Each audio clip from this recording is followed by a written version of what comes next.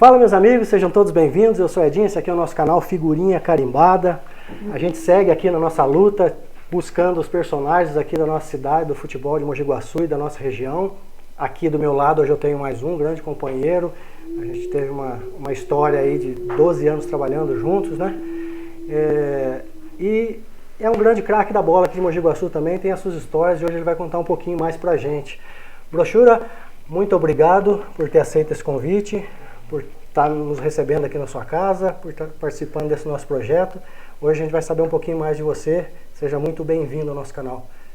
Eu agradeço, Edinho, de coração, e saber que você sempre foi uma figura ímpar para mim. Eu tenho muita consideração por você, tanto na parte profissional do trabalho, como no futebol também, que eu reconheço todas as suas qualidades. E fico feliz por essa oportunidade, porque a gente vai falar um pouco da história, contar um pouco da minha história familiar, um pouco do futebol que eu vivi e o que eu consegui no futebol, que seriam as amizades que até hoje preserva comigo. Ô Paulo, então, para começar, eu quero sua apresentação. Você fala primeiro o seu nome completo. Meu nome completo é Celso Paulo Mamed. Sou filho de Anésia Leme Mamed e José Manuel Mamed. Nasceu quando? Eu nasci 14 de maio de 1955, na minha querida Roseira, aqui em Mogi Guaçu. Você é lá do Pianguá. Uma grata satisfação que eu tenho que hoje, que eu convivo bastante lá para Roseira. Eu tenho meus amigos de infância, inclusive eu fui a parteira, marido Valeriano. Nós temos história, porque eu não vim para o hospital, fui lá, meu parto foi feito lá na Roseira. Foi lá na... Então eu tenho enraizado comigo as histórias, boas histórias da Roseira. Então você nasceu lá mesmo? Nasci lá, graças a Deus. É? Graças a Deus. A sua família, os seus pais não são vivos? Infelizmente meu pai, ele veio a falecer faz uns 6 anos atrás. Ele, graças a Deus, ele viveu por 92 anos, bem vivido, rodeado de filhos e amigos. Ele era muito conhecido aqui na cidade também, um pouco pelo futebol, um pouco pela a maneira de ser dele, que trabalhou muito tempo aqui na cidade, bem conhecido no esporte da bocha, no futebol.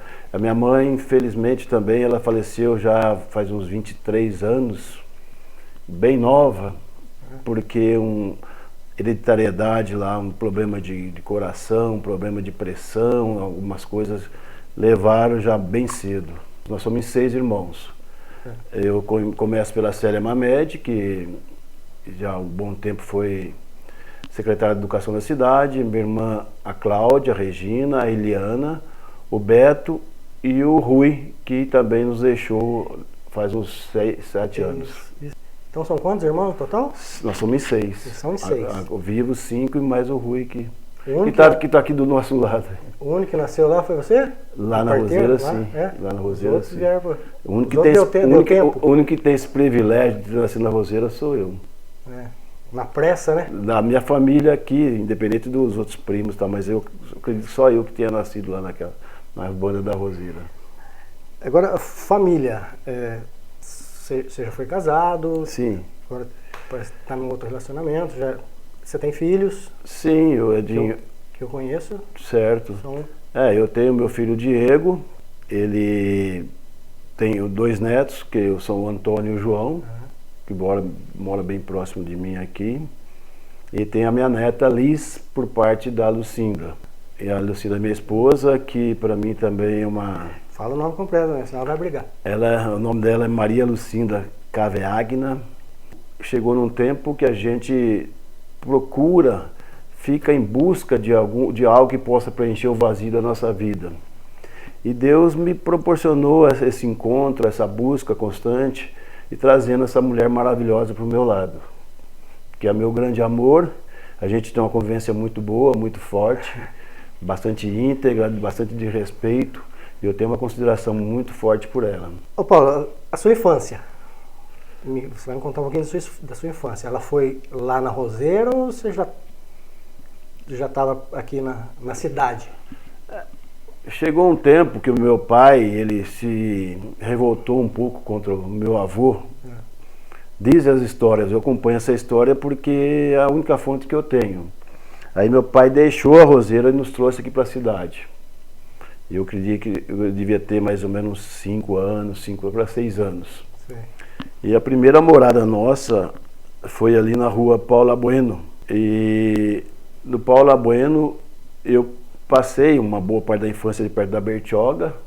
Eu fiz a primeira escola que eu frequentei foi o Padre Armani, fazendo o Jardim da Infância, com a dona Dinorá, que é uma professora maravilhosa. Em seguida, ao finalizar esse ano do Jardim da Infância, nós mudamos para a Capela. Na Praça da Capela mesmo, do lado da igreja lá. A Capela, para mim, também é uma referência, o bairro mais cordial que eu tenho comigo. Eu tenho lembrança muito forte da Capela, porque lá, além de estudar, eu tinha espaço para correr, para jogar bola, para brincar, para atrair amigos. E eu fui conseguindo ali conviver naquela dificuldade do dia a dia e tal, mas eu aprendi muita coisa nas bandas da Capela. Frequentei o Maria Júlia, estudei no Maria Júlia, uma escola maravilhosa para mim. Estudei do primeiro ano até o 8º ano lá, depois aí vim para o Luiz Martini. Mas eu consegui muita história, muitos amigos e inclusive um fato também, uma raridade, que eu tinha uma tia que era professora, minha tia Helena, e chegava nas festividades do Maria Júlia, ela me dava um texto relativamente grande para me decorar, para depois chegar no dia do evento, subir numa cadeira e recitar para ela. Então eu aprendi a recitar também, entendeu? E é interessante porque eu guardo essas coisas simples, mas gostosas comigo, que a gente aprende um pouco de tudo, né? E ela fazia isso comigo, eu guardo também essa lembrança muito boa. Então a infância foi mais forte sua ali na Capela? Foi na Capela. Eu tenho ideia que a gente viveu ali por uns 9, 10 anos para mais. E eu conciliava as minhas brincadeiras de futebol, a escola, e eu trabalhei também para o Oscar Artijani na loja, no armazém de secos e molhados. Eu com 10 anos, 12 anos, eu ajudava o Oscar no balcão todo dia, ele e a Cinha. E depois chegava a tardezinha e eu arrumava uma charrete, uma carroça com uma égua que pegava lá no Maria Mendes, lá na Maria Mendes, na avó do Oscar, e entregar a despesa sozinho lá no Santa Terezinha, lá na Vila Miranda, que é um outro lugar que eu aprendi a gostar, porque eu depois, futuramente, eu vim conviver há 11 anos naquela região, trabalhando lá pela City. Então essas lembranças, essas dedicações que eu passei, essas histórias, para mim são, às vezes eu conto para um, para o outro, mas para mim são muito bem guardadas porque são únicas.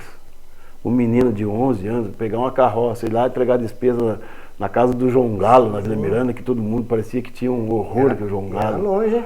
Era longe, e não tinha o buracão da linha, eu ia voltar para o escuro. Para o escuro porque o cavalo sabe como é que é, à noite ele anda uma coisa mais fácil do que anda durante o dia, e voltando ainda é mais rápido. Então essa particularidade eu tenho para contar, porque é uma passagem muito interessante. Você falou das escolas, os estudos, onde começou?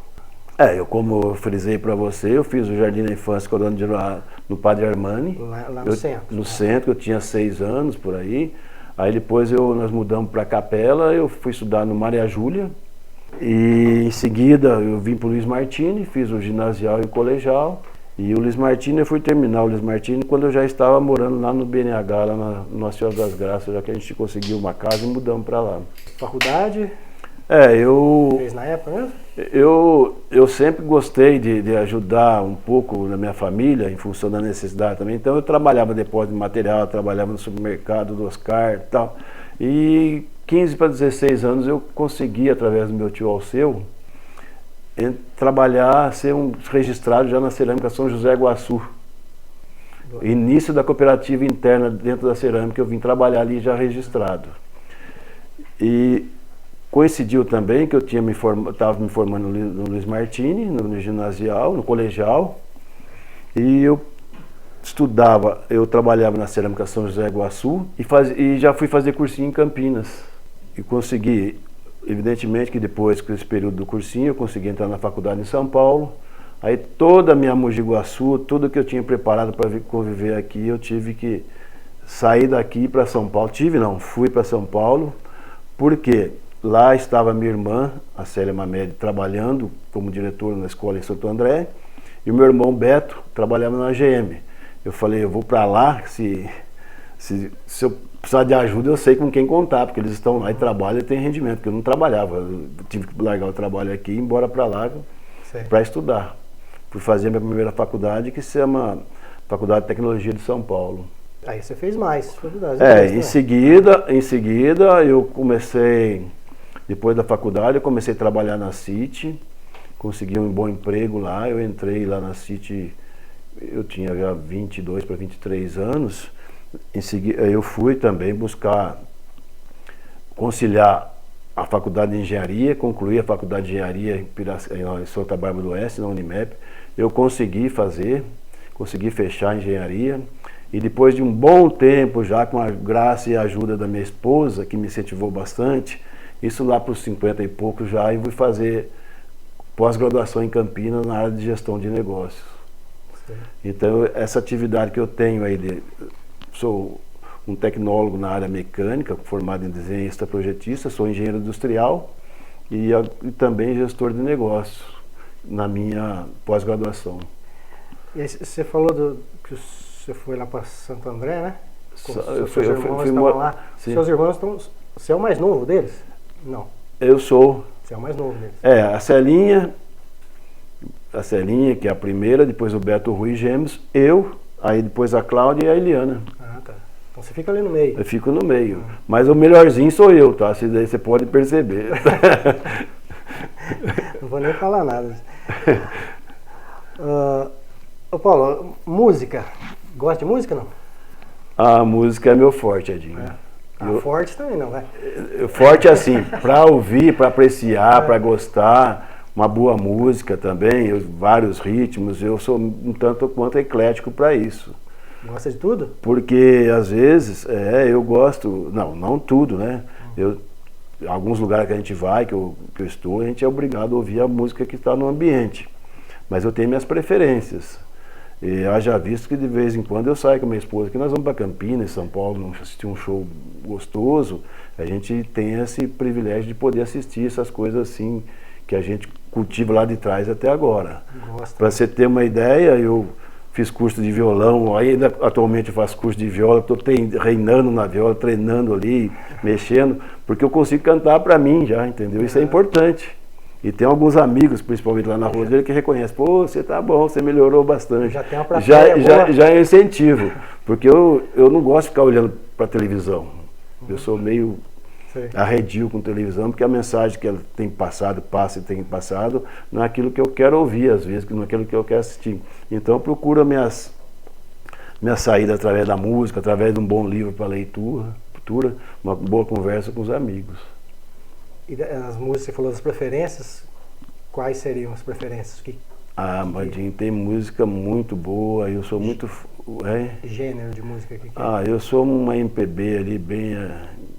um samba canção, eu sou muito da linha de Elis Regina, Chico Buarque, de Belchior, então eu sou muito nessa linha aí, entendeu? Do Oswaldo Montenegro, que eu ouço quase que diariamente, entendeu? Principalmente aquela música... A lista dele, que é um hino. Sim. Então eu procuro me apegar a essas coisas que trazem uma boa mensagem musical para mim. E tem algum que é preferido, assim, um cantor, ou banda, ou dupla, que você fala, não, esse daqui eu gosto desde sempre? Sim. Tem algum, dois? Eu gosto do Skank, eu gosto do Titãs, eu gosto do Sá Rodrigues Guarabira, que é uma música que eu aprecio muito, mas tem vários que eu gosto, tem vários. Na música raiz sertaneja também gosto bastante. E eu procuro ficar na minha viola ali entre um sertanejo e meio raiz e, como é que se diz, teimando ali para ver se sai alguma coisa. Tem saído, mas eu faço minhas brincadeiras, porque quando eu vou pescar aí pro Mato Grosso, pra Argentina, pro Paraguai, pro Manaus, eu levo a minha viola. Tem alguns que gostam, outros não gostam. Mas eu já chego aqui falando assim, fiz um show em Manaus, fiz um show lá no Paraguai, fiz um show na Argentina, porque essa facilidade que eu tenho para criar as histórias, tem gente que acredita, mas já sabe que é uma insinuação minha, uma encenação minha, entendeu? E se eu te perguntar de uma música que marcou a sua vida, tem alguma? Música? É. Ah, Edinho, sempre tem. Mas essa da Elis Regina, que é do Belchior, como nossos pais, essa daí, ela é marcante. E do lado sertanejo tem várias aí também, porque faz parte do meu passado junto com a Roseira, que tem muita coincidência a letra da música com a história do local, entendeu? Com árvore, com passarinho, com paineira, né? Então eu fico ligando esses fatos aí. E às vezes a minha esposa, ela gosta de ficar ouvindo lá dentro, mas eu fico aqui fora 2, 3 horas brincando com a viola minha aqui. Eu mesmo bato palmo pra mim, eu mesmo dou risada. E aí as latinhas vão indo, daqui a pouco. A plateia é grande, então? A plateia sua é grande. Eu procuro cantar um pouco mais alto, porque meu pai está aqui do lado, aqui, ele com o Rui, quem sabe ele dá uma força para mim lá.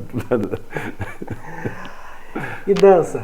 Gosta? Ah, dança eu aprendi muito cedo um pouco da dança.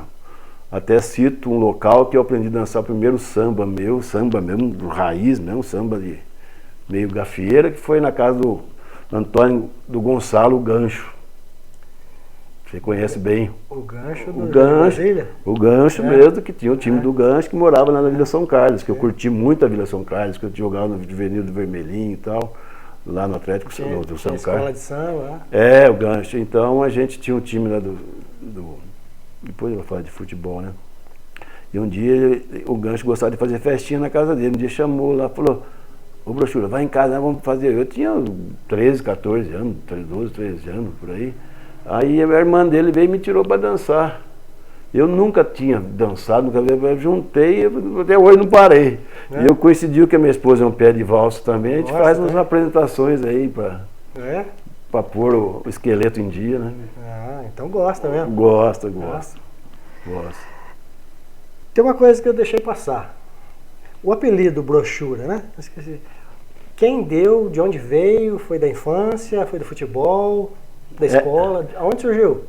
Edinho, essa pergunta é... Isso aí já te fizeram um desafio ao galo. É interessante que até hoje, porque evidentemente que eu tenho minhas obrigações hoje profissionais, trabalho, e aí eu tenho muito contato com os clientes da empresa, né? E daqui a pouco eles ficam sabendo, através de alguém, que o meu apelido é Brochura. Porque, vamos dizer, eu frequentando uma Pirelli que você conhece bastante lá em Campinas, o pessoal da engenharia veio para cá, daqui a pouco saíram para fazer um jantar, não sei na onde, encontraram com um amigo nosso, que é o Vagalume. O Vagalume falou para vocês foram lá, tal empresa assim, assado, vocês conversaram com o Brochura lá. Falei, não, com o Paulo Mamede. Falei, não, é Brochura. Aí o engenheiro ligava para você que é o Brochura aí do Guaçu, mas por quê? Eu tive que explicar. Mas esse daí é um fato também, que não teve como derrapar disso, porque eu saía do Maria Júlia e vinha até o Big Bar todo dia, quando acabava a aula, 11 horas, 11h30 por aí, e vinha aqui no Big Bar, ainda tinha a Gazeta Esportiva. E tinha uma televisão lá, então tinha um programa de esporte, era perto da hora do almoço. Eu pegava a Gazeta, ficava vendo, olhando um pouco na televisão, porque na minha casa não tinha televisão. Eu ficava olhando aquele jornal e tal, e aquela turminha sentada ali, uns que trabalhavam, outros que não faziam nada. E tinha um tal de Patrício lá, um crioulo. Aliás, eu sou devoto de São Benedito, que eu nasci 14 de maio, entendeu? Então tudo quanto é crioulo, é tudo meu amigo. E aí um dia eu estava lendo, com o caderno na mão, assim, uns 2, 3 cadernos, um livro na mão, ele falou assim, deixa eu ver esse caderno. Ele pegou o caderno na minha mão, disse que você é um bom aluno, né? Eu falei, obrigado pelo bom aluno, né? Mas eu tinha 12, 11 anos. Aí ele começou a falar, isso daqui não é caderno espiral não, né? Eu falei, não, isso daí é caderno brochura. Aí ele falou, então é brochura, né, brochura? E começou. E eu morava 2 casas para cima do bar, e eu saí assim, ele pegou a bicicleta e foi embora, falou, tchau, brochura. Aí minha mãe escutou aquilo ali, né, que estava no muro de casa lá, escutou e tal. No outro dia, ele passou, fez a mesma coisa comigo. Ô, brochura, minha mãe falou assim, aqui não tem nenhum brochura não. Aí foi que, através desse arredio aí que a coisa pegou. E eu não tenho como fugir disso, né? Apelou, pega. Apelou, pega. E eu fiquei com esse apelido. Virou marca. Virou marca, porque eu gosto de pôr apelido nos outros também. Eu já pus muito apelido em função disso. É uma retórica, eu tenho que devolver de alguma forma. Eu já pus apelido de muita gente, sabe? E é interessante, eu conto para minha esposa, porque... Então surgiu lá no bar. Surgiu nessa passagem minha de casa, que eu passava de casa, ia no bar para ler um pouco da Gazeta Esportiva, e aquele pessoal começou a me chamar de brochura. Aí o Celso Paulo ficou para... Aí ficou só para as horas oficiais. Só pro LinkedIn. É. Viagem. Gosta de viajar? Sim, Edinho, eu gosto de viajar. Lazer, trabalho? Você sabe muito bem, nós trabalhamos juntos por um bom tempo. E eu, embora formado na área de engenharia, na área técnica e tal, com o tempo eu percebi uma necessidade do mercado em si, que era alguém na área comercial que soubesse vender aquilo que realmente conhecesse. E eu fui conversando com um, com o outro, fiz alguns cursos e tal, e fui me aprimorando e depois me tornei, lógico, um comercial. Um técnico comercial, porque graças a Deus eu consegui trazer para mim muitos conhecimentos na área técnica. E então eu viajei bastante mesmo, trabalhando. Conseguia conciliar um pouquinho de hora de vaga depois do trabalho, mas era ônibus, era avião, era carro para lá e para cá, então mas eu adoro viajar. Hoje minha esposa fala, vamos para tal lugar. Eu falei, eu já estive lá, tô trabalhando, entendeu? Mas eu gosto de viajar, ela também gosta. Sempre que possível, que os netos dão uma folga, a gente consegue sair um pouco. Eu adoro passear no Brasil. E que tipo de viagem você gosta? Litoral, campo, montanha? O que você gosta? Eu sempre tive comigo que eu gosto, vamos dizer, daqui para lá eu nunca liguei para ir. Sentido praia, essas coisas. Eu sempre gostei de ir daqui para lá. Sentido Minas, no meio do mato, para roça. Eu sempre gostei desse lado aqui. Por ter andado, porque ter andado bastante também por esse lado, eu sempre preferi. Porque também é um pouco mais calmo, mais tranquilo, você viaja menos preocupado. Mas via de regra eu tenho que ir onde minha esposa pedir, vamos para outro lugar, eu tenho que obedecer, nós vamos. Sempre quando é possível que a gente pode. A última palavra é sua. Você até comentou isso, mas assim, em casa, filme, novela, série, programas esportivos, nada? Não gosta? Não, Edinho, eu gosto de filme, mas eu gosto de um filme voltado mais para a realidade, o que é um pouco difícil. Novela, eu acompanhei com algumas lá quando eu morava em São Paulo, que chegava da faculdade, tinha que assistir alguma coisa, morava eu mais 4 pessoas. Porque eu também não sou chegado à ficção. Sim. Então eu assisto, eu sou muito voltado para um teatro. O teatro para mim é um carro-chefe que eu gosto. Porque a pessoa ali no teatro? Sim, porque ali a pessoa no teatro, ela expressa o sentimento, aquele sentimento que você gostaria de estar sentindo também, entendeu? É uma coisa muito natural, muito viva quando a pessoa do teatro, dependendo do teatro, a peça, né? Tem os musicais, tem uma série de coisas, mas quando é um monólogo, um diálogo, aí eu gosto muito. E até hoje, quando eu posso, eu vou para algum teatro, porque faz parte da de gostar dessa modalidade. Agora, futebol, esportes, eu assisto vôlei, assisto basquete, eu assisto futebol. Um pouco triste com o futebol, porque eu não consigo entender o que a televisão, os locutores, os transmissores querem passar. A imagem do jogo, parece que eu não estou vendo aquilo lá. Então eu tiro o som. Sim. Eu tiro o som e ponho música para me ouvir e assistir assim. Eu consigo ligar os dois fatos. Eu estou ouvindo minha música e estou vendo lá, sem o cara tá me apurrinhando a cabeça, falando coisa que não tem nada a ver com o jogo. E eu consigo fazer isso. Recentemente eu passei por uma emoção muito forte e eu até falei, pô, será um cara tão frio, não sei sentir isso daí. Coincidiu que na Corpus Christi do ano passado, nas finais do basquete, do NBB, sim, eu fui fazer um trabalho na região de Franca e Ribeirão Preto, levei minha esposa junto. E aí nós coincidimos que nós fomos assistir a 4ª partida de São Paulo e Franca. Sim. O São Paulo com timão de basquete, pelo pouco que eu vejo, Franca também. Então você entrar no ginásio de Franca, a terra do basquete, a vivência do pessoal lá, respira basquete 24 horas. E ver um espetáculo maravilhoso daquele lá, não tem como se emocionar. Você fica, eu falei, vai me dar alguma coisa, porque fazia tempo que eu não sentia aquela emoção em cima do esporte. Sim. Eu consigo dizer para você que eu, geralmente, raras vezes, mas eu estou vendo um futebol e ele quer passar a imagem de outro para mim. Quer segregar um jogador para destacar um, destacar o outro, daqui a pouco o cara dá uma cadelada, já cai de pau. Então, não tem mais aquele pessoal que transmite o que eles estão vendo, espera a pessoa fazer uma jogada, tal, sem malabarismo, sem começar a potencializar muito em cima de um jogador. Então você fica vendo coisas que o tempo passa aos 45 minutos e o futebol não aparece, entendeu?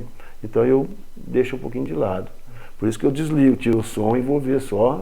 A minha portuguesa não, a portuguesa ainda eu consigo. Portuguesinha. A portuguesa eu ainda consigo ouvir um pouco ali e tal, porque é uma raiz aí que minha família, os bisavós vieram de Portugal, então eu tenho esse ladinho da portuguesa, entendeu? Sofreu semana passada? Ah, um pouquinho. Eu não assisti a cobrança de pênalti, aí eu não aguentei. Comida. O que você gosta? Prato preferido seu? O que seria? Olha, rapaz, eu gosto um pouco de tudo. Se você falar qualquer prato aí, qualquer coisa, eu vou falar pra você, gosto. Dificilmente eu vou falar que não gosto. Mas é mais simplão ou gosta de coisa mais requintada? Não, tenho do simples ao requintado, depende da ocasião, o local que eu esteja. Eu sou bastante versátil, gosto um pouco de tudo. Eu sou muito chegado em bastante legumes, saladas, gosto de um peixe bem feito, uma costela bem assada, entendeu? Uma dobradinha, e assim vai, uma rabada, eu sou assim. Vai da salada à dobradinha? Vai salada, dobradinha, rabada, uma muqueca bem feita, entendeu?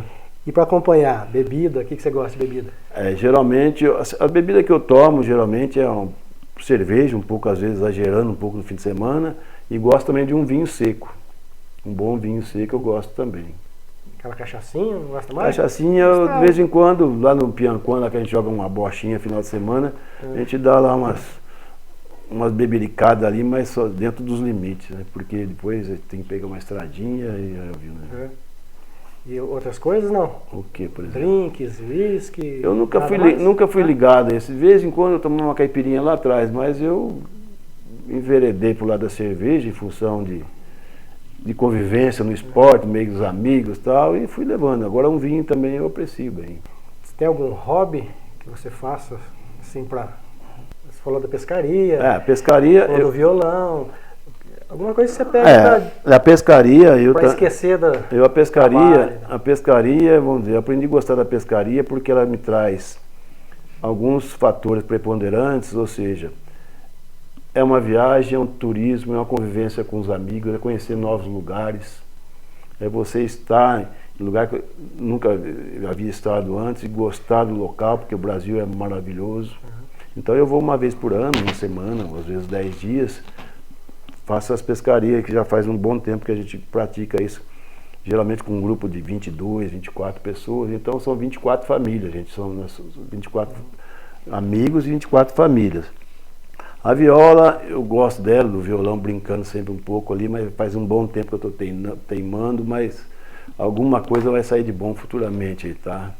Tem futuro aí? Aí eu brinco também um futebolzinho de vez em quando. Agora, ultimamente, tenho jogado uma bocha lá na Roseira com meus amigos de infância, que você conhece o local, lá um lugar maravilhoso, que é o Pianquan. Os amigos de infância, os familiares deles, sempre a gente faz lá uma cantoria, faz lá uma comida boa, um churrasco, uma leitoa. Esse lugarzinho que é bom você estar sempre, entendeu? Entre os amigos, né? É, entre os amigos. Eu gosto de nadar um pouco também e leitura. Leitura também eu gosto. Na pescaria, você pesca mesmo ou só vai lá para dar o show? Não, o show meu é sempre ali quando você sai para pescar de manhã e volta para almoçar, depois vai à tarde, aí você é bem sucedido na pescaria, aí você toma uns a mais, aí você já quer pegar a viola. Mas aí se torna muito cansativo, porque a pescaria nossa começa às 6 horas da manhã. Então, 10 horas, já tem que estar buscando a cama, porque senão no dia você não aguenta. Então você tem que dosar. Mas quando eu falo para você que faça um show lá no Corumbá, eu cantei 4, 5 músicas lá e fui dormir, pronto, entendeu? Pra meia dúzia de jacaré. Entendeu? Eu canto pra onça não dormir. Trabalha com o quê? Hoje você está trabalhando com o quê? Edinho, eu destaquei para você que depois que eu enveredei para o lado comercial, hoje eu trabalho na área de transportes químicos, na empresa da minha esposa, e eu trabalho como coordenador comercial vendendo tarifas de fretes, sim, negociando contratos de transportes de químicos, de produtos químicos. Isso aí já começamos, parece que foi ontem, já está fazendo 8 anos. E antes você trabalhou lá no barzinho, lá atrás, depois foi City, né? Eu fui... teve a cerâmica também, né? Eu tenho 2 anos de carteira assinada na Cerâmica São José Iguaçu, um lugar maravilhoso que aprendi a gostar e aprendi a trabalhar também. Inclusive, lá na Cerâmica São José Iguaçu eu fazia um pouco com o que eu faço hoje, que é a ligação, que era eu emitia nota fiscal, conhecimento, e hoje eu vivo falando de conhecimento nota fiscal o dia inteiro, porque no comercial tem muito conhecimento, é tudo CTE eletrônico e tal. Então eu atuo na área comercial. Na City eu cheguei lá, eu comecei já formado na faculdade, comecei como um ajudante de mecânico por um tempo. Fui aprender a pegar a mão na massa lá, através do seu Jaime Sbrice, o pai do Feio, do Edson Sbrice que você conhece. Me ensinou, me mostrou o caminho, e depois com o passar do tempo eu fui galgando, sendo encarregado mecânico, supervisor, gerente de produção, e consegui conciliar um pouco de tudo, desde a área mecânica, refratária, elétrica, porque o forno e os equipamentos City exige isso daí. Então eu tive uma vasta gama de conhecimentos lá, que até hoje ainda eu consigo rememorar e trazer para minhas atividades atuais. Mas eu fiquei lá na City por 11 anos trabalhando.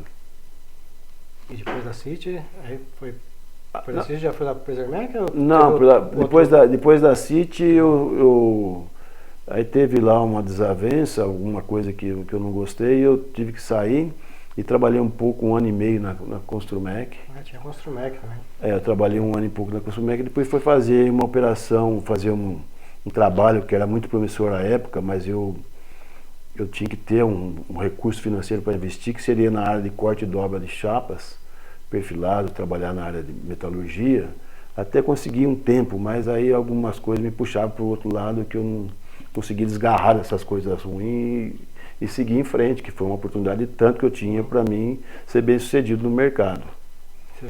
Aí eu tive que parar, coincidentemente eu fui fazer um trabalho para o Edson Feio, o Edson Sbrice lá na Borbeck Itapira, fiquei lá por 1 ano e pouco.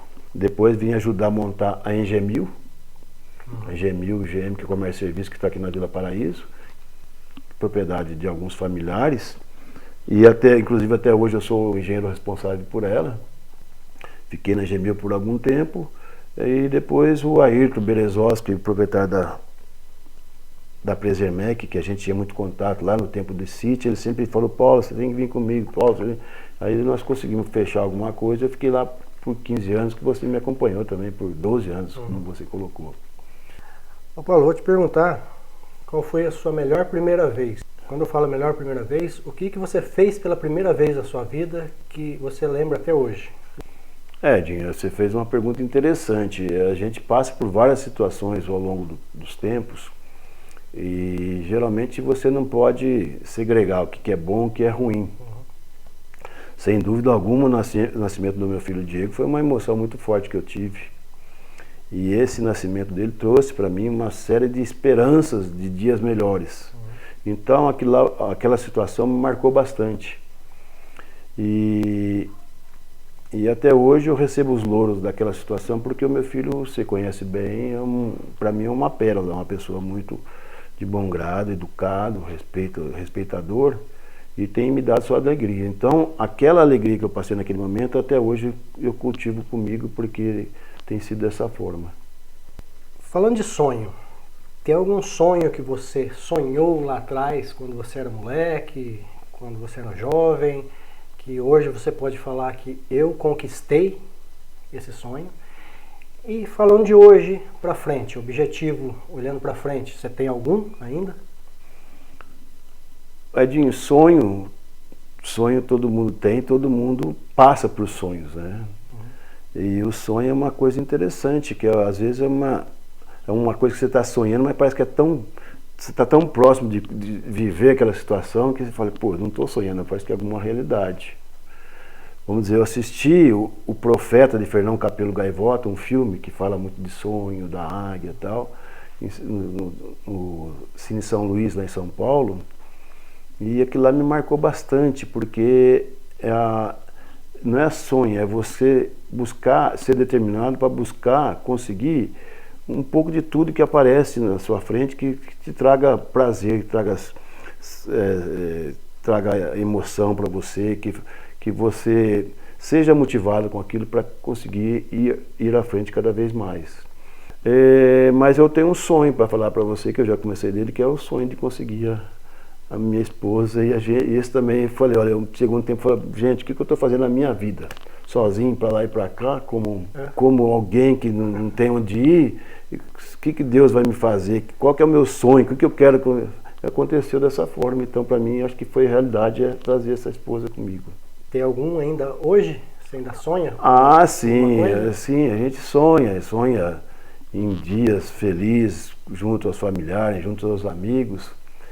E também a gente passa tentar passar essa felicidade para os familiares, para os amigos mais próximos, e saber que a gente é capaz bastante de passar alguma coisa boa do que nós praticamos, do que nós convivemos, passar para os mais novos, principalmente para os netos, para as netas, para a neta, para os sobrinhos, que a minha família é muito grande. Meu sonho é ver minha família inteira dentro desse contexto de felicidade, de alegria. Eventualmente, lógico que momentos de tristeza, de dor, todo mundo tem, mas o sonho meu é ver todo mundo assim numa harmonia, vivendo de uma forma bastante satisfatória. Agora eu quero saber de você, na sua vida pessoal. Sim. Não, futebol vamos falar depois, mas tem alguma coisa na sua vida pessoal que você se arrepende de ter feito, de ter falado, algum gesto, alguma atitude? Quando fala de arrependimento, vem alguma coisa na sua cabeça? Edinho, o arrependimento é uma palavra, então, eu acho que ela tem um grau de criticidade. Se arrepender do quê? Entendeu? Tem coisa que se arrepende, mas tem algumas passagens na vida da gente, é lógico que a gente fez alguma besteira que a gente arrepende. Mas depois o arrependimento também não traz essa coisa de volta para você consertar.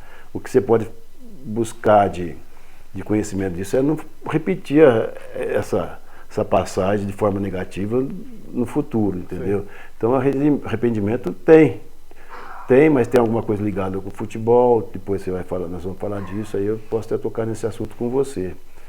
Porque quando eu entrei no Certo Entreveiro lá na própria City, o diretor da City, que era o principal diretor na época, ele falou para o Apolo, desse jeito nós não podemos continuar junto. Eu percebi que eu estava sendo dispensado. Mas aí o outro, que é o Molina, que você conhece, falou, Paulo, vamos comigo para a parte comercial da empresa. Eu falei, não quero mais. Esse pode ser que seja uma passagem que encaixe bastante o termo arrependimento. Sim. Que é uma passagem profissional que eu, de uma maneira meio abrupta, sem pensar um pouco em função do momento, do atual estágio que eu estava ali, que eu não esperava aquela situação, eu tive que dar um não para ele. E a palavra não, geralmente eu não gosto de usar, mas naquele momento eu falei, não, eu não vou. Sim. E talvez pudesse ser uma oportunidade que pudesse até hoje estar lá naquela situação, entendeu? Vou fazer um bate-bola. Bate-bola? 5 perguntas, tá? Sim. Eu vou te fazer a pergunta, você me responde com uma única palavra. Meu sonho é? Ver minha família bem, toda minha família bem. Não vivo sem? Maria Lucinda. Eita, hoje vai. Eu adoro? Meus netos. Eu não suporto? Música ruim. Música ruim. A maior conquista até agora? É o meu legado com os amigos, que eu tenho, que eu consigo trazer. Ô Paulo, tem um pessoal que dá um recado para você. Fala, meu amigo Brochura, tudo bem? Celso Paulo Mamed, meu grande paizão. Vim aqui para dizer que te amo demais, que me espelho demais em você, na vida pessoal, na vida profissional, inclusive. E já que o tema é futebol, né? Minha pergunta para você é, naquele jogo do Desafio ao Galo, que eu já assisti por algumas vezes em fita cassete, a minha grande dúvida é se você de fato fez aquele gol ou se você foi cruzar. Um abraço. Oi, vô, tudo bem? Vô, eu gosto muito de você, eu te amo muito, eu gosto muito das histórias que você conta pra mim e eu acho muito legal. Eu queria saber do que jogador você se inspirou assim na sua história. Beijo, abraço, tchau, te amo. Oi, vô, tudo bem? Você é uma pessoa muito especial pra minha vida. Você conhece algum jogador famoso? Você conta um monte de piadas, histórias. Você também canta um monte de música pra mim. Beijo, abraço, tchau. O João. Tá aí, filho e netos. E tem a minha netinha também, né? Ah, tem. E o Diego fez uma pergunta, foi cruzar. Não, ali, Edinho, foi o seguinte. Aquela tensão de primeiro jogo, ir para São Paulo, dormir no Pacaembu. Eu já conhecia aquele local do Pacaembu ali, porque na minha formatura lá em São Paulo, na FATEC, nós pegamos lá uma meia dúzia de alunos nossos lá, pusemos uma mochila nas costas e fomos na churrascaria em cima do Pacaembu. Então eu estava bem próximo ali, eu conhecia, sabia até onde a gente ia dormir. Para mim não era tão diferente, mas para alguns eles ficaram meio assim, pô, já que eu vou conseguir dormir aqui no Pacaembu, não sei o quê. Então eu ia tirando ele daquele estado psicológico de apreensão, de uma coisa assim. Mas no outro dia de manhã que a gente saiu com as conduções para ir para o estádio, para o campo lá, aí nós fomos brincando um com o outro e tal. E eu, para minha surpresa, bom, você vai entrar de 8. E vai jogar contra o Formigueiro, um time muito forte aqui de São Paulo, não sei o que e tal. E eu, Minduim, o Pitaca, o Bicheira. O Duzinho saiu numa bola com o cara foi, ele tirou, ele foi bater o escanteio. Ele sim, não pegou bem na bola. Pegou meio de, como é que diz lá em Minas, pegou meio de anconho na bola assim. E a bola que era para ir para a área, ela veio para a cabeça da área. E como eu estava naquela região, eu antecipei um pouco, falei, olha, se cair aqui eu vou ter que fazer alguma coisa. Ela veio exatamente em cima de mim, eu só esbarrei nela assim, ela foi lá no ângulo. Mas é uma jogada quase que ensaiada nossa essa aí. E a pergunta dos netos? Você se inspirou em alguém? Ah, Você jogava? Não, Edinho, porque eu, criança, né, lá na Roseira, lá no terreirão, na fazenda do meu avô, a gente brincava muito com futebol. E tinha um tio, um irmão do meu tio de Mojimirim, que ele viu eu jogando no terreirão e falou, vou te levar para o Fluminense. Ele morava no Rio, vou te levar para o Fluminense, lá vou te apresentar Zico, não sei quem, mas não sei quem, que jogava no Fluminense. E eu com 7 anos, falei isso, descalço, ranhento, vai sair daqui, vai pro Rio de Janeiro. Ele falava pra isso, eu ficava chorando. Eu falei, não vou não, não sei o que, tal.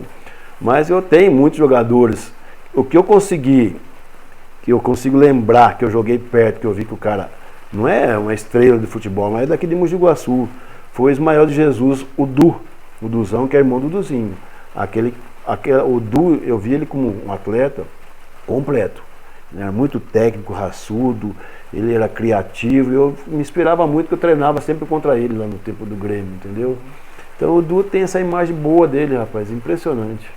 Ô Paulo, e o outro neto perguntou se você conhece algum jogador famoso, vai ter que responder pro menino. O João é um neto simpático, carinhoso que eu tenho, ele é muito brincalhão, ele é estilo assim, Paulinho Brochura, um pouco mais recatado. Mas eu tenho sim, eu tive um prazer de conviver um pouco com um grande futebolista, ao mesmo tempo uma personagem, uma pessoa muito íntegra, Inclusive andou namorando uma prima minha de Mojimirim, que é o Oscar, que jogava no São Paulo. Oscar Bernardi? Oscar Bernardi, que eu tive o prazer de jogar contra ele lá no Pinhal, lá, entendeu? É uma pessoa que eu vejo que ele é um exemplo de um jogador em si. Entre futebol, o homem íntegro, honestidade, os valores que ele conserva. Me impressionou bastante a postura dele à época. Paulo, para finalizar nosso primeiro tempo, Sim. vou fazer uma pergunta nada a ver. Certo. Vinho ou café? Toma um pouco de vinho e um pouco de café. É. Não toma os dois juntos, né? Então tá certo. Ó, vamos finalizar aqui essa primeira parte. Soubemos um pouco mais sobre a vida do Paulo Brochura. A gente vai para a vinheta e volta daqui a pouco para falar de futebol. Aí a gente vai falar só de futebol, pode ser? Pode ser, Edinho. Pessoal, não sai daí não, a gente volta já já, valeu?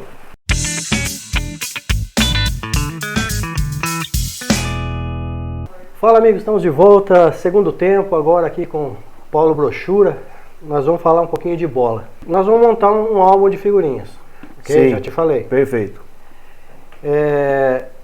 A sua figurinha, só por estar dando a entrevista, você já ganhou uma figurinha no álbum. Sim. Só que para ser figurinha carimbada, para ganhar Sim. o carimbo na figurinha, eu vou te fazer 5 perguntas de futebol. Certo. Tá? Se me acerta pelo menos 3 para carimbar a sua figurinha. Pode ser? Vamos tentar. Então vamos.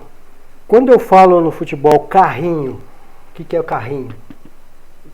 Carrinho é a pessoa não conseguir desarmar uma jogada em pé, ela tem que se prevalecer de uma jogada deitada, buscando atingir a bola de uma forma rasteira. Quando eu falo fazer cera, o que é fazer cera no futebol? Fazer cera é deixar o tempo passar, segurar o tempo em prol de um benefício próprio aí também, tá? Fazer cera. Se eu falar firula, o que é firula? Firula é um jogador que tem as manhas, ele é um teatrista dentro do campo, que sabe às vezes fazer alguma jogada, mas geralmente ele inventa alguma forma de aparecer para o público ali, tá? Já acertou as 3. Já garantiu o carimbo na figurinha. Mas vamos fazer mais 2? Se eu falar um jogador pé murcho.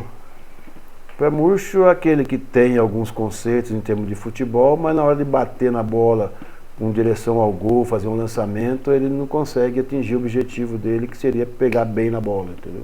A bola não vai. Não vai. Quando eu falo bola nas nuvens, o que é bola nas nuvens? Bolas nas nuvens pode ser interpretado do seguinte: o back vai rechaçar uma bola numa jogada perigosa e chuta para cima. O atacante que almeja fazer o gol lá, olhando para o gol, ele não consegue atingir o alvo, chuta bem para cima do gol. Fechou. Estamos carimbando sua figurinha. A gente vai mostrar agora no vídeo como vai ficar a sua figurinha no nosso álbum, tá? Vamos ver como ficou a figurinha do Brochura?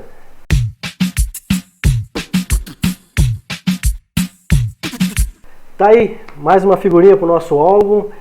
Nosso álbum vai encorpando. Só lembrando, pessoal, quando chegar a 100 convidados, 100 figurinhas, nós vamos fazer aquele álbum impresso e vamos distribuir para o pessoal para guardar de recordação, que vai ser uma bela recordação desse pessoal, né? Ô Paulo, agora para falar de bola, Sim. vamos começar da seguinte forma. Eu quero saber o seu time do coração. Que time você torce? Atualmente eu sou Portuguesa. Atualmente, por quê? Porque depois de um bom tempo torcendo pelo Santos, sendo santista, e eu concluí que a tendência minha é sempre torcer para os times inferiores. Ou seja, quando está jogando um time forte contra um fraco, eu sempre torci para o fraco. A Portuguesa não é fraco, mas em virtude da origem da minha família, que vem lá de Figueira da Foz, no Portugal, os meus bisavós, meu pai também queria fazer uma viagem para aquele lado de todo jeito. Então essa tendência de português eu consegui associar a ideia de ser um torcedor da Portuguesa, que eu já fui assistir Portuguesa em vários locais. Arara, Limeira, Sorocaba, Mojimirim, no Rio de Janeiro contra o Flamengo, no Canindé várias vezes. Então eu aprendi a gostar da Portuguesa, daquele ambiente da Portuguesa, que não é só futebol, é uma convivência bastante familiar. Sei. E a família, é só você que é portuguesa? Eu tenho que pesquisar um pouco mais, mas eu tenho algumas com a tendência ali, mas a maioria ali vai para o lado dos mais fortes, para o Palmeiras, para o São Paulo. Tem muito palmeirense. E corintiano também tem bastante esparramado na família. Então. Porque o Zé Mamed era um corintiano fanático. O velho corintiano? Poxa. É? E não conseguiu fazer corintiano na família? O meu irmão Rui também corintiano, o Beto Santista, a Eliana corintiana, a Celinha, que eu até hoje não sei se é portuguesa, se é santo, mas tá por ali. E a criançada vai tudo lá de São Paulo e Palmeiras, não tem por onde. Paulo, eu quero saber de você o melhor time que você viu jogar. O melhor time que eu vi jogar. É. Aquele time que enche os olhos, que te dá. Isso a nível nacional, internacional. Isso. Eu posso falar para você que eu assisti um Santos e Portuguesa no Pacaembu, que me encheu os olhos. Isso lá pelos idos de 76, 77, por aí. Um jogo de 3-3, que o Santos jogava muita bola, mas a Portuguesa conseguiu naquele dia empatar 3-3. Mas era um time muito forte do Santos. Não vou precisar a escalação, mas eu lembro alguns que participaram daquela rodada e que me encheu os olhos, mas eu fiquei com aquela imagem gostosa. E onde você começou a jogar bola? Foi lá na Roseira? Já foi? Eu tenho essa história, porque lá na Roseira, na fazenda do meu avô, tinha deve ter até hoje lá, que agora pertence a uma outra família, tinha um terreirão de café, e ali era a nossa quadra de futebol. Tinha o manejo do café, às vezes do feijão, mas quando estava limpo lá, a gente fazia nossas peladas lá. E lá que eu comecei a dar o primeiro pontapé na bola, assim, mais com 6, 7 anos por aí.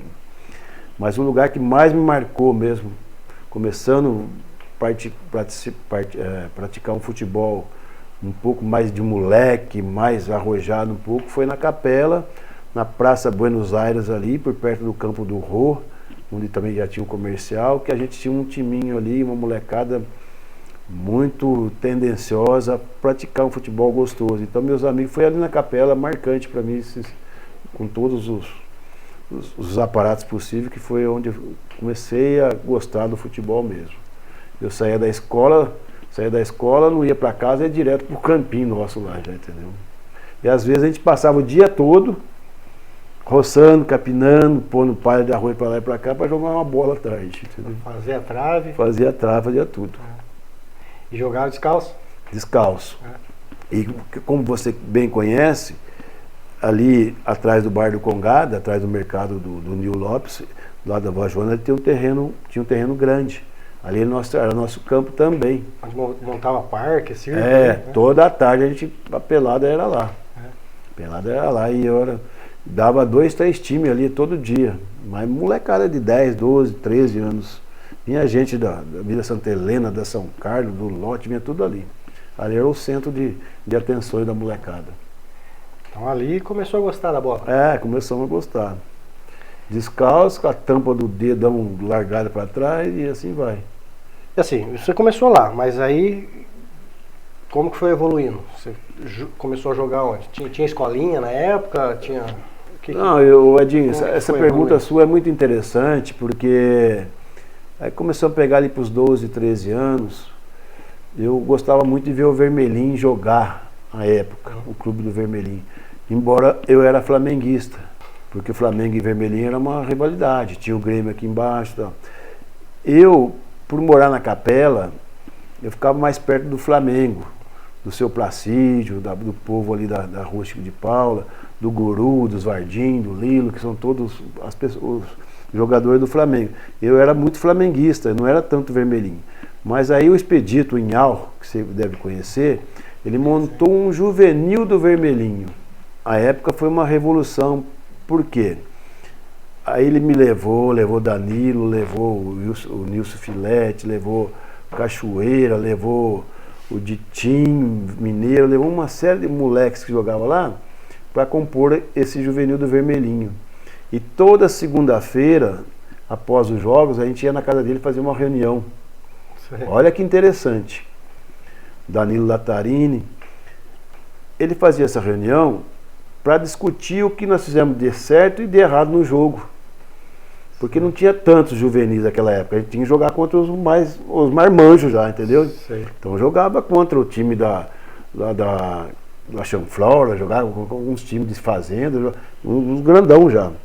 E eu em aula levava, toda segunda-feira levava a gente lá na casa dele, falou, Nós ganhamos o jogo, falou, tá, mas tem que melhorar aqui. Então ele passava todo esse conhecimento que ele já tinha, que ele era atleta do Vermelhinho, passava para nós, colocava, cada um tinha o direito de falar, e a molecada já, com desenvoltura, já falava, eu não passei, não fiz o gol porque o tal fulano não passou a bola para mim, ou porque não sei o quê, mas tinha um direito de justificar se foi bem sucedido ou mal sucedido naquele dia do jogo.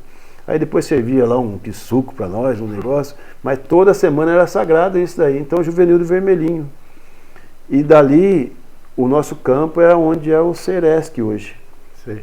Tinha um campo lá que a gente enfrentava e a gente ficou invicto um bom tempo lá, entendeu? Contra o próprio time do Gancho, que era um dos melhores times da Vila São Carlos. Então ali que foi engrenando. Foi engrenando, eu jogava de ponta direita pro Juvenil do Vermelhinho. E logo em seguida aí foi se desfazendo, como todo time bom assim, um leva para cá, outro leva para lá, e eu fui parar lá no Juvenil do Champion Clube. Foi uma outra casa que eu aprendi bastante com o seu João, com o Bimbate velho. E aprendi muito lá também na Vila Champion, mas era assim, você não tinha um time à altura para enfrentar, sempre tinha os mais adultos para enfrentar, entendeu? Então eu fui aprendendo muito. E depois do Champion Clube aí passei lá pro Grêmio Guaçuano, já no Juvenil, e logo em seguida jogando, já treinando entre os profissionais. Aí foi um salto meio grande, entendeu? Na época era Grêmio ainda. Era Grêmio Esportivo Guaçuano, que é o que disputava já o profissional. Que é um dos melhores times que eu já vi, participei, convivi junto com o pessoal, que eu conheci todo mundo, conheço até hoje. E então foi essa passagem, assim, Juvenil do Vermelhinho, Juvenil da Champ, e daqui a pouco eu estou lá no Camacho. Eu e mais alguns amigos, né? Então eu consigo fazer essa passagem de uma forma muito clara, porque em todas as passagens eu fui bem sucedido. Parece que o meu futebol o pessoal gostava, rendia e tal. Aí eu fui parar no Grêmio Esportivo Guaçuano, que já disputava um profissionalismo. Ali que eu aprendi muita coisa também. Você chegou a disputar os campeonatos pelo Grêmio? Não, eu era júnior do Grêmio, que o Grêmio era um timaço para mim, né? E ao mesmo tempo, quando precisava, eu ficava na reserva no jogo profissional como amador. Eu ia ficar como amador, mas jogando no profissional. Eu participei de algumas partidas, mas eu era como amador, eu não tinha registro profissional, nunca tive registro profissional. Mas eu achava interessante, até que um dia o Humbertinho, que é o delegado, que era o presidente do clube, falou, você vai assinar profissional. A hora que ele falou isso para mim, eu peguei minhas coisas e fui embora para casa. Falei, pai, o Humbertinho quer que eu assine profissional no Grêmio. Meu pai falou, você que sabe. Aí eu fiquei a ver navios, não sabia o que fazia. E não fez nada? Não, eu continuei batendo bola lá, brincando e tal. E parou por ali. Aí o Grêmio andou mais um tempo, depois parou o Grêmio, que depois aí entrou uma nova diretoria que voltou ao Atlético. E eu continuei no Atlético. No Atlético também participava de algumas partidas, jogava, ficava na reserva, entrava um pouco, mas sempre como amador. Então nunca chegou a profissionalizar? Não. E uma coisa interessante que aconteceu comigo, Edinho, quando eu destaquei para você que eu trabalhei lá na Cerâmica São José Iguaçu, eu conhecia um senhor lá que ele vendia rolamentos, o seu Francisco da RS Queiroz, em Campinas, uma empresa. Ele era conselheiro da Ponte Preta. E à época estava para ser inaugurado o Taguaçu.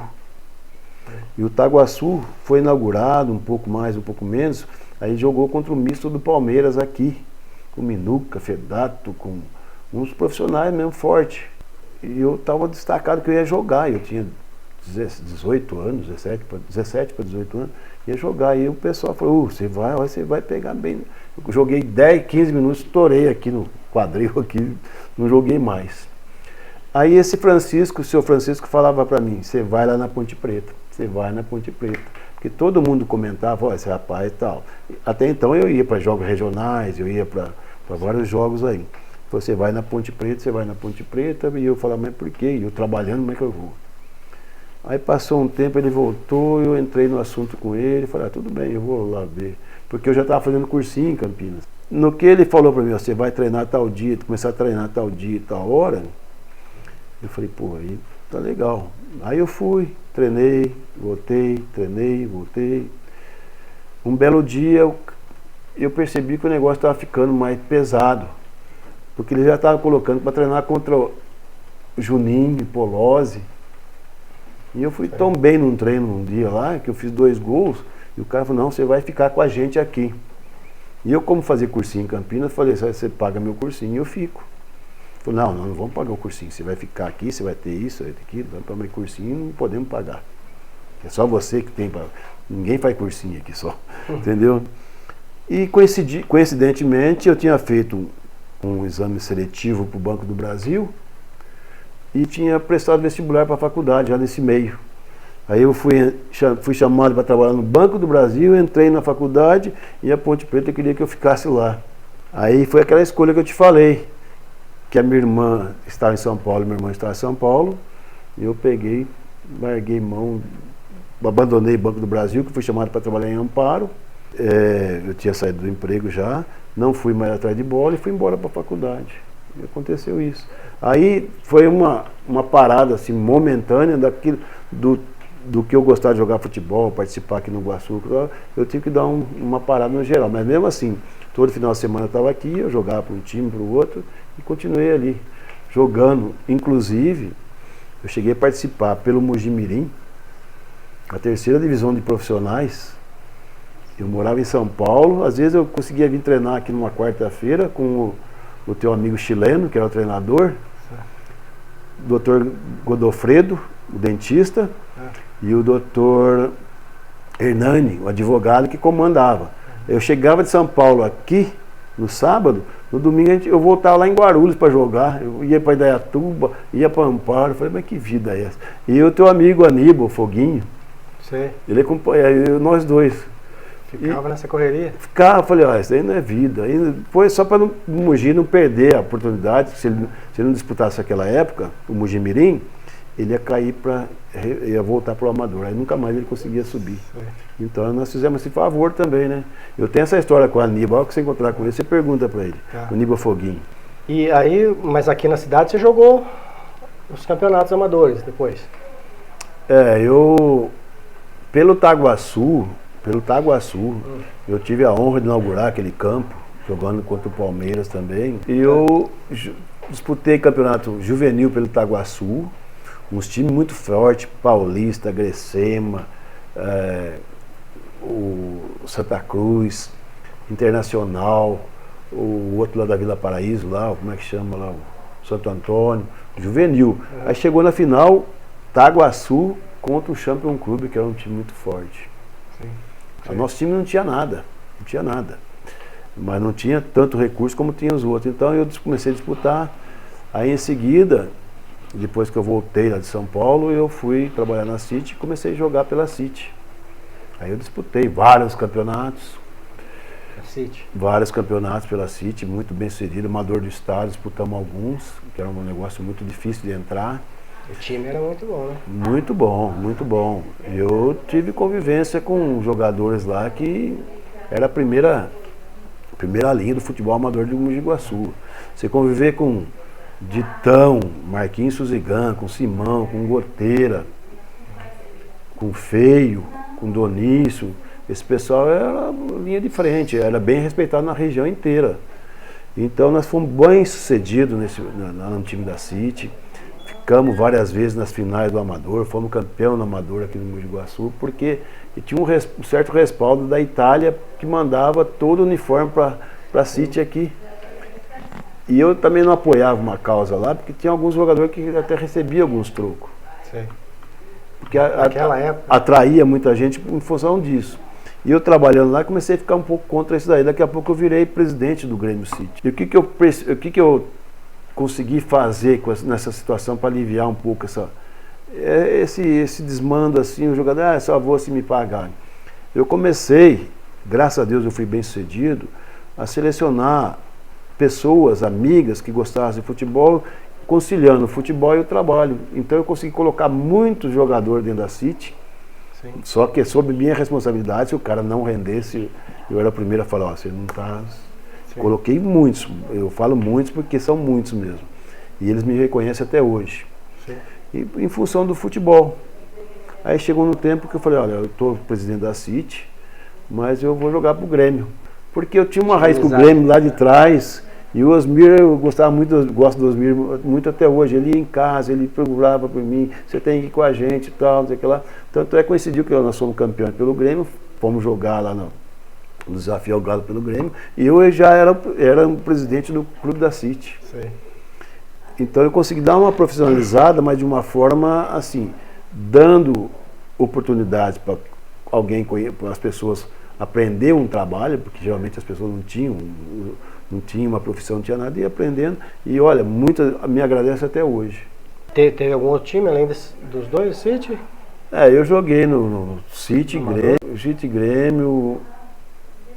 Eu acho que o grande propósito, o grande tempo meu participando disso daí, aí depois, lógico, ele vai parando e tal, eu fui também fazer alguns campeonatos pela Avenida, aí já na segunda divisão. Avenida que era na Carlos Braga, lá era tudo amigo, primo e tal, e eu também, meio primo do Cal, meio primo desse, meio primo daquilo, então entrosamos lá e fizemos partidas maravilhosas, jogando para as fazendas por aí, participando de campeonato, e até hoje a gente tem história boa para contar. Foi mais para se divertir mesmo. Para divertir. Paulo, agora o melhor técnico, nessa sua passagem pelo futebol, quem foi o melhor técnico? Edinho, você fez uma pergunta que eu fico até feliz com essa pergunta, porque eu jamais desprezei qualquer técnico de futebol, qualquer massagista, qualquer roupeiro, embora nível amador. Mas eu tive alguns treinadores aqui em Mogi Guaçu que não saía disso, né? Era Luiz Fialho, era Elinho Lealdino e tal, e às vezes eles tinham um certo receio com a gente. Eu estou falando no meu tempo do Grêmio e tempo do Atlético. Eles queriam proteger tanto a gente que punha na reserva, depois queria jogar, porque ser de ponta esquerda, entendeu? Um negócio assim. Da City também? Da City também foram técnicos. Mas eu vi um lado profissional do Luiz Carlos Zanco muito forte. Do Zanco? Do Zanco. Ele era bem forte, ele era bem metódico. Foi seu técnico onde? Ele foi técnico meu na City e no Avenida. Então mas eu convivia muito bem com o Elinho, com o Elialdino, com o Luiz Fialho. Lá no Grêmio tinha um técnico, mas quem mandava, todo mundo, a comissão técnica mandava, entendeu? O Churinho mandava, o Geninho mandava, o Osmir mandava. Mas era interessante porque todo mundo respeitava, no fim, vencia aquele jogador melhor para aquela posição. Mas se você for citar um que você admirava? Eu convivi muito tempo com o Nan. No Grêmio Guaçuano. Que depois ele veio para o Atlético também, que o Nan foi um treinador muito forte. E ele era uma pessoa assim, respeita, porque ele sabia conversar, ele sabia falar, ele sabia explicar, mas uma passagem não muito, meio rápida com ele, mas eu enxergava que ele tinha muito conhecimento. Ele tinha um profundo conhecimento, principalmente de jogador nível segunda divisão, de profissionais, essas coisas. Mas o Elinho foi um bom técnico para mim, o Zanco já citei para você, e alguns outros aí, mas que na maioria das vezes, quando você vai para uma equipe aí, tem sempre um grupinho que coordena, não é só o técnico, né? Tem mais cabeça pensante. Tem mais cabeça pensante. Então discute-se e chega no consenso e coloca a melhor equipe no campo. Isso que acontecia. E eu também, como presidente, já dei muito palpite, mas nunca exigi que põe esse, tira aquele, nunca exigi isso daí. Dá os pitacos. Tinha que dar uns pitacos. Você citou o Hélio Lealdini. Eu vou citar uma passagem de um livro dele, pode? Sim. Aliás, Elinho, desculpa, o Indião também, eu respeito muito o Indião, entendeu? Artista com as bolas nos pés. Atleta de porte físico elegante, dono de categoria impressionante, na cidade tornou-se muito conhecido, por milhares de torcedores aplaudido. Seu futebol a todos encantava, artista nos gramados desfilava, a bola rente aos pés carregava, adversário algum a tomava. Passes milimétricos e certeiros, exibia sua classe o tempo inteiro. Quem o viu jogar dele não se esquece, portanto essa homenagem ele merece. Brochura, craque que jogava o fino da bola, jogou no Clube Atlético Guaçuano e em outras grandes equipes da nossa cidade. Excelente cobrador de faltas, jogador calmo e disciplinado, sua categoria realmente chamava a atenção. Essa é uma citação do livro O Sino da Matriz, do seu Hélio Geraldini. Sim. Não é? Edinho, é grata surpresa isso. Eu preciso desse livro de volta, que está na casa do meu pai, que eu tive o prazer de receber esse livro lá no Centro Cultural, com a presença de Fiore Gilotti e Samuel Arruda, o Bebé, para nós aqui. E isso para mim é um legado muito forte, é uma emoção ouvir de você também esse relato, e eu preciso resgatar esse livro porque tem palavras aí que te impulsionam a permanecer nessa situação de ser uma pessoa tranquila, calma, respeitadora, porque isso daí traduz essa imagem, entendeu? Era a visão de alguém. Sim, que alguém tinha de sim. você. Tem alguma coisa, tem muita coisa aí que coincide muito com o meu dia a dia, com a minha pessoa, com o meu jeito de ser. Agora, campo. Qual o melhor campo que você jogou? O melhor campo, Edinho, eu vou falar pra você, já joguei em muitos campos por aí. Mas eu admirei muito o campo de Monte Sião. Eu joguei também um campo que estava muito bom nos jogos regionais em Jundiaí, no campo do Paulista, Jaime Sintra. Deixei um gol de falta lá, jogos regionais. Muito bom. Joguei, tem tantos campos bons por aí, que o Camacho era a minha casa principal. O Camacho, eu adorava jogar no Camacho. Porque eu tenho muitas imagens, muita lembrança boa do Camacho. O Ouro Fino, o estádio também que era maravilhoso, que agora não sei como é que está, mas tem muito lugar bom. Por disputar amador do estado, porque acompanhar o Grêmio Guaçuano, porque acompanhar o Atlético Guaçuano, geralmente, campo sob o domínio da federação tem que ser bem conservado, né? Agora, o melhor time que você jogou, qual foi? O melhor time que eu joguei fica equilibrado entre City e Grêmio. Porque Se você tivesse que escolher um, eu escolheria City. consegue escalar o time, lembra? Eu consigo, porque às vezes não mudava tanto a estrutura de um time como o outro, né? Mas nós disputamos jogos com Carlinhos Mendes no gol, Pacotinho, Giló, Marquinhos Suzegan e Nando. E eu, Goteira e Simão, Donício, Feio e Ronaldo. Agora, um parceiro em campo, quem seria? Eu sinto muito a vontade de falar disso, porque eu recordo bastante e com gratidão, com sentimento de gostoso da lembrança. Mas eu tinha, vamos dizer, eu citei uma dupla agora para você. Benedito Marcelino e Marco Antônio Suzegan, que era o Ditão, e o Marquinho, que eram os dois steaks do time da City, e eu jogava mais à frente, às vezes de volante mesmo. E os caras relavam em mim lá na frente, ele já pegava, já partia pra boa já. O Paulinho Gaguinho também junto. Mas o Marquinho, eu tinha uma certa convivência com ele, assim, um grau de aproximação muito forte, um grau de irmão, assim, que ele me tratava tão bem, rapaz. E eu também retribuí da melhor forma com ele, porque ele era muito simples, ele era muito humilde, ele tinha um poder de trazer todas as pessoas por perto dele, porque ele era muito guerreiro, brigava muito no futebol, queria vitória a todo custo, ele me impressionava pela sua força de vontade, força física e capacidade de jogo, entendeu? Marquinhos Suzegan também, boa lembrança. Superstição, você tinha alguma quando jogava, não? Eu acredito que esse lado da superstição seja muito melhor do que o lado do cara se dopar um pouquinho para jogar um futebol. Que eu perdi muitos amigos, time de futebol que eu de primeira, que os caras não entravam em campo sem o uso de algum subterfúgio ali para eles desenvolver mais, correr mais, tal. Mas eu, graças a Deus, nunca precisei. Mas eu tinha não era superstição, eu tinha um quê comigo, eu tinha o tempo inteiro para chegar na hora certa lá, eu sempre chegava meio atrasado no vestiário, entendeu? Então eu nunca perdi esse costume, não sei porquê. Chegar depois meio atrasado, porque se fosse um jogo decisivo, um jogo qualquer, forte, você chegar a ficar no meio dos comentários ali, aquela pressão, parece que vai te dando uma certa tensão, você começa a perder um pouco do descontrole, parte por descontrole. Então eu chegava sempre na hora de começar o jogo, já entrava para o campo e já tentava resolver de alguma forma. Se isso for superstição, eu considero isso. Também já queria chegar e já resolver logo. Porque o negócio de chegar no campo 2 horas antes, ficar lá, não, porque que não vai jogar e tal. Eu falei, não, comigo não tem, eu chegava e... Pior derrota? Lembra? A pior derrota, você me fez outra pergunta muito forte. A pior derrota foi nos Jogos Regionais em Piracicaba. Fomos com uma equipe muito boa.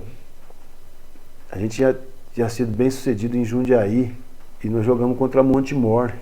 Eu lembro que a prefeitura levava a gente de caminhão, do alojamento até no estádio. A prefeitura daqui do Iguaçu, com um caminhão lá para levar a gente, né? Saiu uma falta, rapaz, 1-1, tava 0-0 no final do jogo. Eu peguei e fui bater essa falta. Eu chutei tão forte, com a certeza que eu ia fazer o gol assim no canto, o goleiro foi lá e pegou.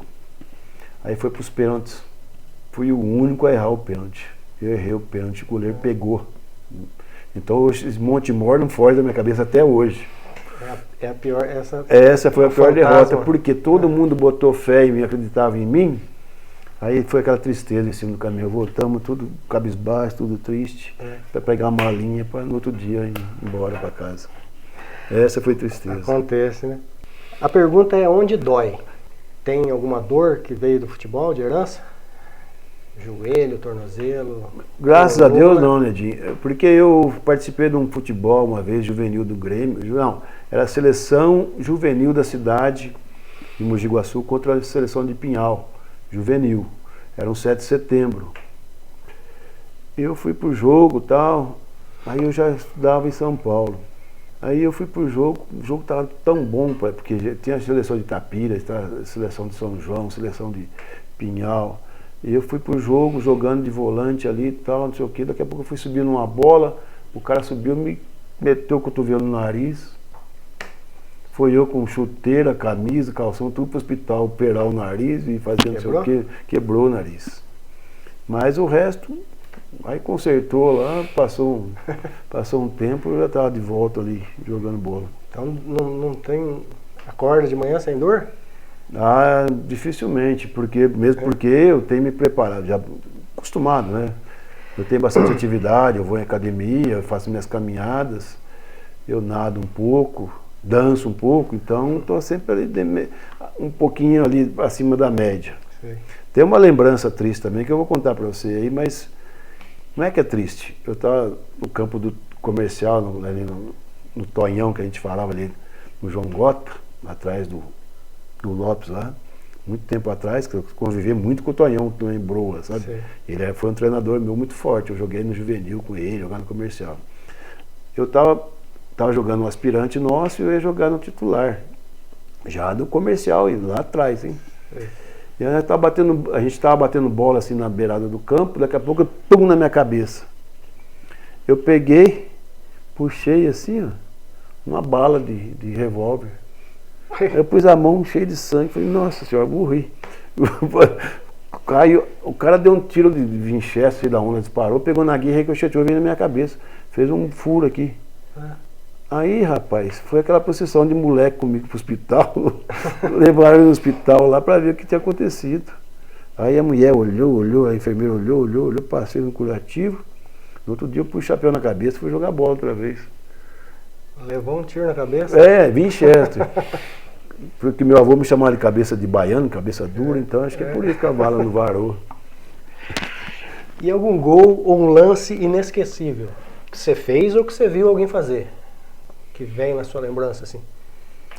Ah, tem um gol que marca bastante também aqui, que o Grêmio caiu para o Grêmio do Osmir, que a gente fala, né? Ele caiu para a segunda divisão. E a gente tinha uma certa rivalidade com o Paulista. O Paulista também estava na segunda divisão, o Paulista da Vila, que era um timaço, né? O mesmo time que o Paulista que jogou na primeira veio para a segunda. O Grêmio, mesma coisa. Aí os dois voltaram no mesmo ano. Não, o Grêmio voltou no outro ano, já para a primeira. E teve um gol que eu fiz para classificar o Grêmio. Fiz um gol de cabeça, que o Macaia era o ponta direita nosso, Paulinho Macaia. Ele bateu um escanteio no campano do lado esquerdo, do lado direito do gol, do lado direito do campo, com a perna esquerda. Eu subi no meio do zagueiro e fiz um gol de cabeça. Eu falei, olha que alegria, nós perdemos o campeonato, fomos para a segunda divisão, agora eu estou ajudando a trazer o Grêmio de volta para a primeira. Esse gol marcou bastante. É, gol de cabeça. Gol de cabeça. A gente vai montar uma seleção agora. Você vai ser o técnico e escalar uma seleção de 1 a 11. do futebol mundial que você viu jogar, quem você colocaria no gol? Mazurkiewicz. Lateral direito? Leandro. Lateral esquerdo? Lateral esquerdo, eu fico também com o Júnior. Júnior do Flamengo. Sim. Os dois zagueiros? Os dois zagueiros, eu colocaria o Oscar e colocaria também o Beckenbauer.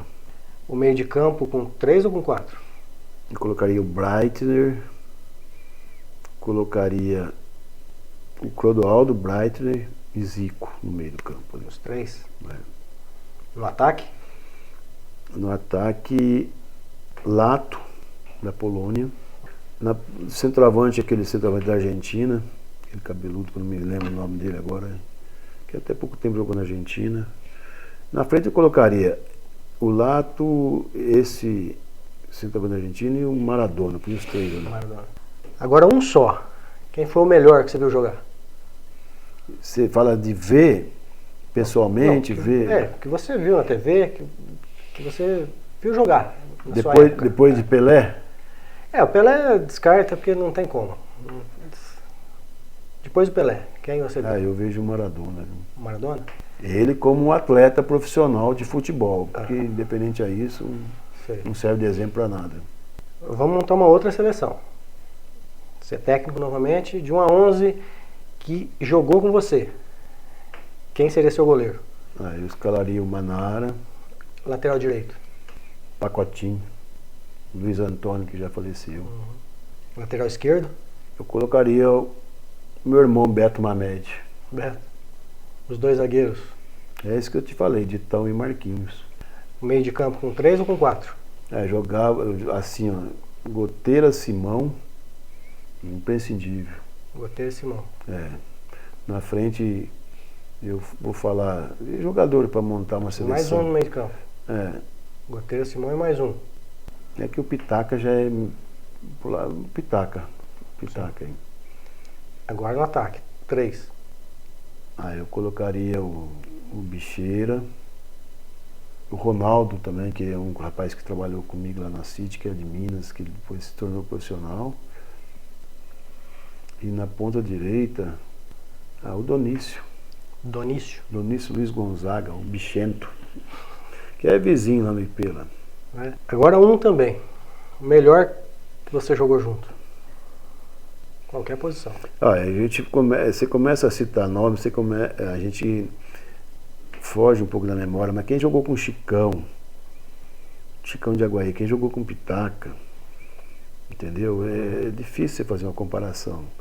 Mas eu vi o Pitaca no auge dele fora do normal, além da média, bem acima da média de Mogi Guaçu. Eu acompanhei o Pitaca, que ele trabalhou comigo também lá. A diretoria da City queria levar ele para a Itália, tudo quanto é jeito, para jogar bola lá, né? E ele, com aquela simplicidade, ele era perfeito em tudo que ele fazia, entendeu? Então o Pitaca, eu tenho a maior consideração por ele e acredito que ele tem um destaque muito forte aqui na mídia do Guaçu, Então esse seria seu banco, melhor. Agora alguém que você gostaria de ter jogado junto. Você jogou contra, viu jogar e gostaria de ter jogado junto e nunca jogou. Você gostaria de ter o prazer de ter jogado lado a lado, mas nunca...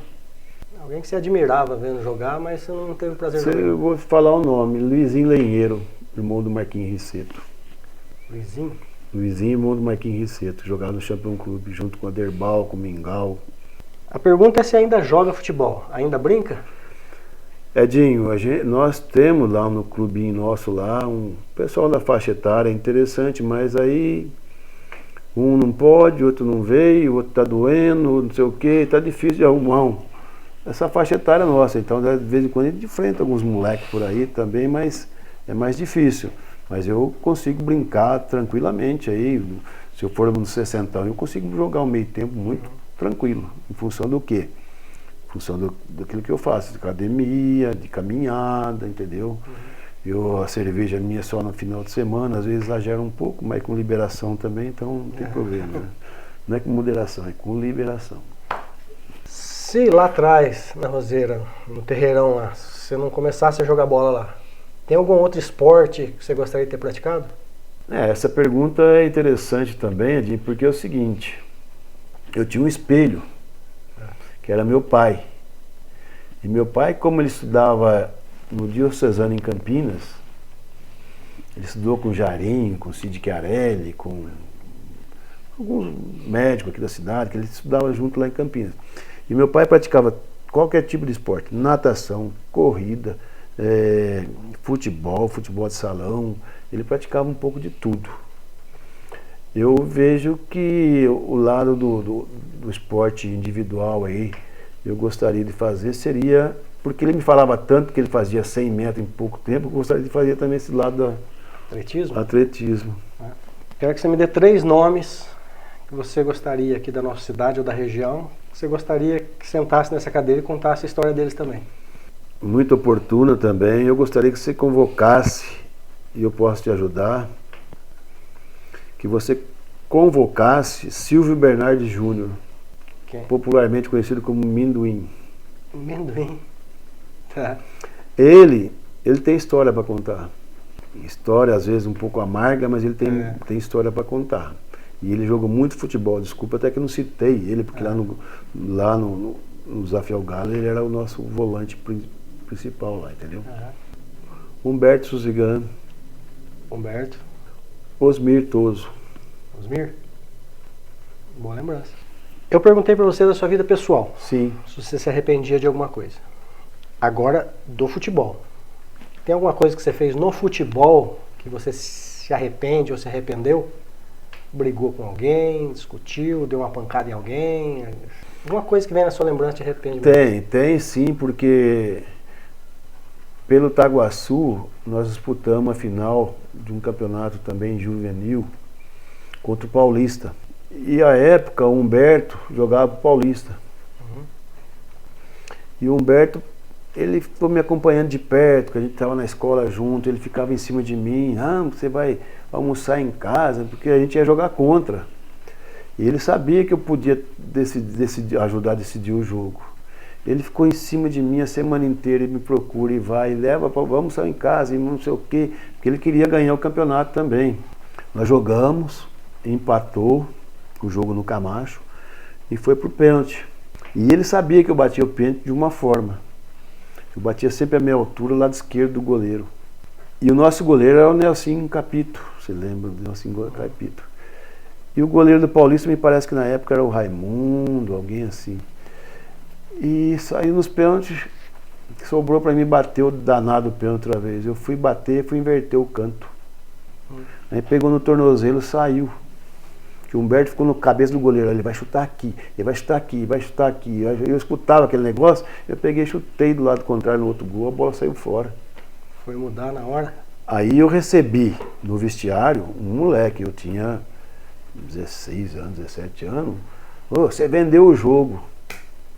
Rapaz, eu fiquei tão nervoso, pegamos cadeira e vira pra lá, não deu nada, não brigamos nada. Mas o cara me falou isso com uma veemência, que até hoje eu lembro dele, é meu amigo hoje.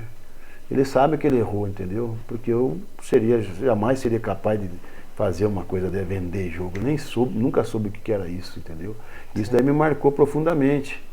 Humberto ficou dando risada à vontade, mas eu fiquei triste um tempão, entendeu? E ninguém veio me consolar. E isso ficou ali? Ficou. Foi bom você falar que até hoje vem essa abençoada história na minha cabeça. Você tem uma frase que rege a sua vida? Frase? Edinho, eu tenho uma certa facilidade de escrever algumas coisas quando eu estou tenho uma emoção, algum sentimento. Eu escrevi muitas coisas.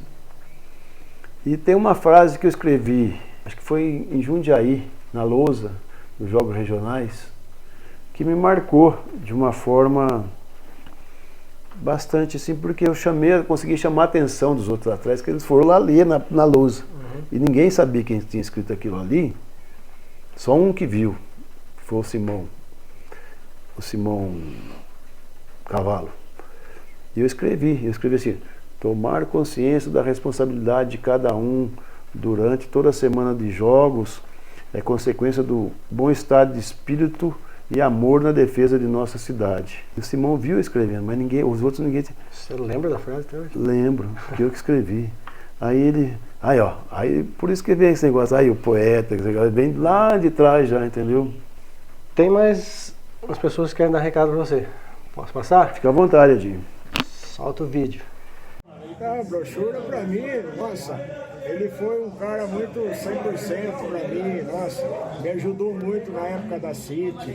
Brochura é um cara excepcional, um cara muito legal, é um cara que ajudou muita gente, você entendeu? Então, brochura aqui no Iguaçu, vou falar a verdade, brochura, você é um cara legal, cara. Qual gol mais bonito você fez?